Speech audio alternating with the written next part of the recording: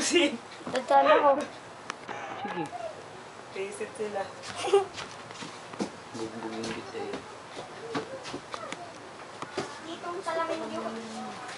Eh, ano talaga kasi niya rin yun. Sakit niya rin yun. Ay, Kahit doon ba sa kanila, ganyan yan eh? daing siya ng daing na wala nang makain pamilya niya. Nakakabili pa siya ng ladies drink ng babae. Sus ko po. Siyempre, iba yun. Kuno lang yun. Kinech. Yung kasama niya, gusto nang kumala sa kanya eh. Gusto nang, yung gawa niya lang. Tulog Tulog yan. Hindi mo yan sawagan. Dapat papuntahin mo rito, sabihin mo, pupunta rito at pagkausapin mo. Dahil dadaanin ka lang niya sa kulkul-kul. Ukul! Ukul! Ukul! Ukul-kul yung talaga. Ano ko na lang bukas tayo, tingnan ko na lang kung anong galaw niya bukas. Kung mahahauling niya mag-isa yun.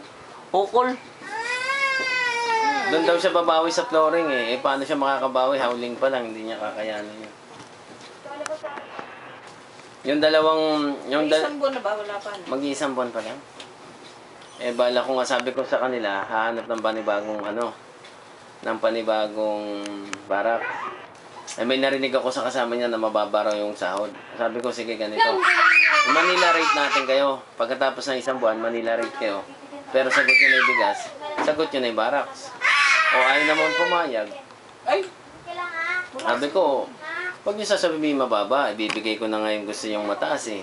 Ima-Manila rate ko na nga kayo. Pero sagot nyo na yung mga dapat nyo sagutin. Wala na akong pananagutan dyan. Eh, lahat naman ng trabahanting Manila rin. Walang libre. Oo, ayaw naman pala nila. Mas gusto raw nila may barak. So huwag kayong magsasalitang mababa yung sahod nyo.